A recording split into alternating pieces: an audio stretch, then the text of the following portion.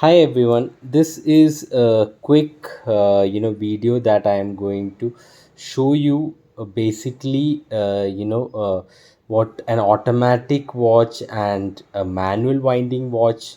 What is the difference, and how to wind a manual winding watch. So here you can see two watches. Both are mechanical watches, that is, they don't require a battery. So I chose these two watches because they have an exhibition case back, or it's skeletonized. Or this one is also skeletonized. You can see movement from this side as well. And basically, these two watches don't require any battery to work. Okay, so but what is the difference between an automatic and a manual winding?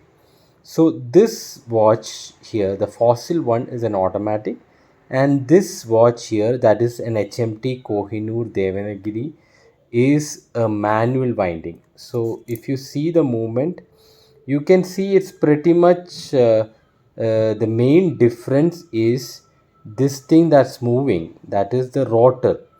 So both watches work because once the spring winds, it will start ticking, and the balance wheel will start moving and it will start working. But for this to wind, it just requires some sort of motion where this balance wheel will move and it will automatically start working, right? So you can see that it has started working.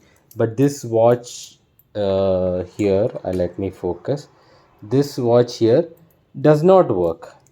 So how to make it work? This is done by manually winding the watch. Instead of the rotor turning and winding, we have to automatically, in this position itself, wind the watch.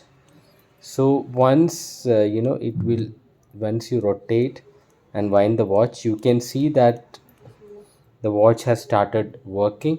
So when do you, there are some ways in of winding. One is rotating just upwards, and the other way is like, some people do like this as well, but I just prefer rotating it upwards till it becomes tight and it stops, rotating or making that kirkir noise.